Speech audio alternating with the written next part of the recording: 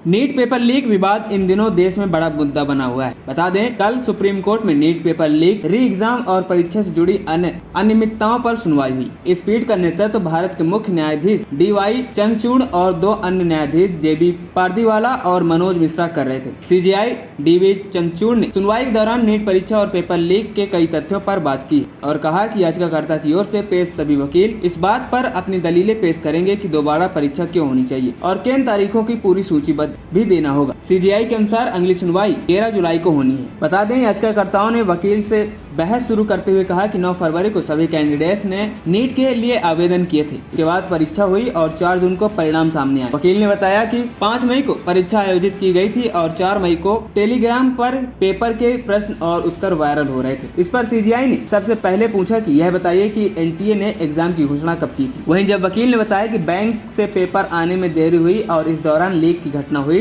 तो इस पर CJI ने कहा कि क्या इस बात को माना जाए कि पेपर लीक हुआ है? आपके मुताबिक परीक्षा की पूरी विश्वसनीयता खत्म हो गई है और दागी व बेदाग लोग में अंतर करना संभव नहीं है। साथ ही पूछा कि इसका तथ्यात्मक आधार क्या है। CJI ने आगे कहा कि यदि परीक्षा की पवित्रता खत्म हो जाती है तो दोबारा परीक्षा का आदेश देना होगा। यदि दागी और बेदाग को अलग करना संभव नहीं है तो दोबारा परीक्षा का आदेश देना होगा। यदि लीक इलेक्ट्रॉनिक माध्यम से हुआ है तो यह जंगल की आग की तरह फैल सकता है और बड़े पैमाने पर लीक हो सकता है। सुप्रीम कोर्ट ने पूरी प्रक्रिया में रेड फ्लैग की जांच के लिए एक समिति गठित करने का सुझाव दिया है। CJI ने आगे कहा कि यह प्रतिकूल मुकदमा नहीं है क्योंकि हम जो भी निर्णय लेंगे वह छात्रों के जीवन को प्रभावित करेगा। 67 उम्मीदवारों ने 720 में से 720 अंक प्राप्त किए थे। अनुपात बहुत कम था। दूसरा, केंद्रों में बदलाव। यदि कोई अहमदाबाद में पंजीकरण कराता है और अचानक चला जाता है, हमें अनाज को भूसे से अलग करना होगा ताकि पुनः परीक्षण किया जा सके। हम नीट के पैटर्न को भी समझना चाहते हैं। CJI ने आगे कहा कि यह सवाल है कि इसकी पहुंच कितनी व्यापक है। यह एक स्वीकार्य तथ्य है और लीक हुआ है। हम केवल यह पूछ रहे हैं कि लीक में क्या फर्क हुआ है। हम 23 लाख छात्रों के जीवन से निपट रहे हैं। यह 23 लाख छात्रों की चिंता है जिन्होंने परीक्षा की तैयारी की है। कई ने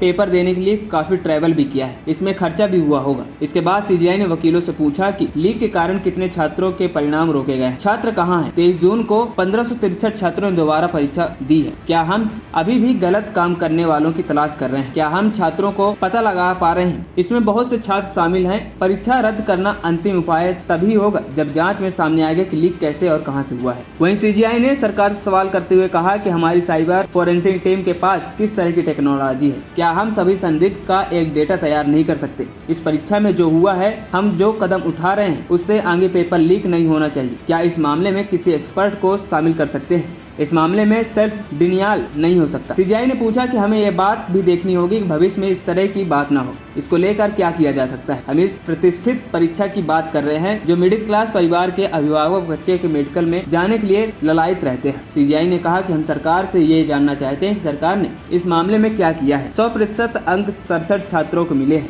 हमें इस बात को समझना होगा कि मार्क्स देने का तरीका क्या है। साथ ही CJI ने आगे कहा कि क्या हम इस डेटा को साइबर फोरेंसिक विभाग में डेटा एनालिटिक्स यूनिट में डालकर पता लगा सकते हैं, क्योंकि हमें यह पहचानना है कि क्या पूरी परीक्षा प्रभावित हुई है। क्या गलती करने वालों की पहचान करना संभव है? ऐसी स्थिति में केवल उन्हीं छात्रों के लिए दोबारा परीक्षा का आदेश दिया जा सकता है। आखिर में CJI ने कहा कि याचिकाकर्ता की ओर से पेश सभी वकील इस बात पर अपनी दलीलें पेश करेंगे कि दोबारा परीक्षा क्यों होनी चाहिए और केंद्र तारीखों की पूरी सूची भी देना होगा। हम इस मामले को बुधवार को सुन सकते हैं। CBI भी स्टेटस रिपोर्ट दाखिल कर सकती है। ANP टाइम्स की रिपोर्ट।